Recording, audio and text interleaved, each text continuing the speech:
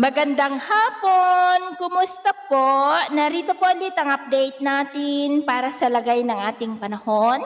Ngayong hapon po ng September 4, 2025. Sa ngayon po ay patuloy natin na binabantayan ang kumpol ng kaulapan na nandyan sa silangan ng Luzon dahil mayroon pong nagbabanta na maaari na mabuo na low pressure area for the next 24 to 48 hours na posibleng magdudulot ng mas maulan na panahon kasabay ng habagat dito po sa malaking bahagi ng Northern Luzon ngayong weekend. Next week, pansamantala na walang habagat na makakaapekto dito sa ating bansa at posible na storm-free po tayo. Easterlies o mainit na hangin ang iihip po next week mula sa silangan ng ating bansa at sa ating long-range forecast.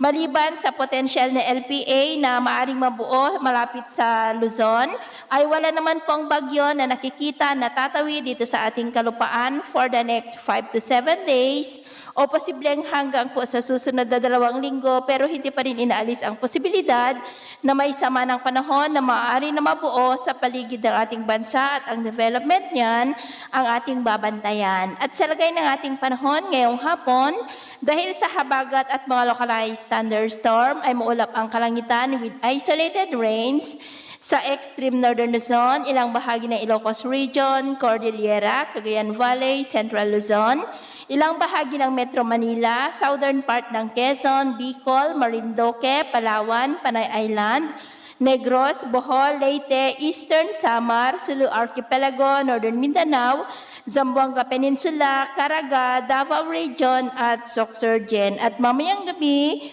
may mga isolated rains pa rin sa ilang bahagi ng ating bansa kaya mag-ingat pa rin po tayo sa posibleng mga banta pa rin ng mapagbaha at pagguho ng lupa. At sa atin naman pong mga baybayin, wala naman po tayong nakataas na namang gale warning signals pero ba yung pag-ingat lamang po kung papalaot tayo para po mas makaiwas sa mga sakunang pangkaragatan.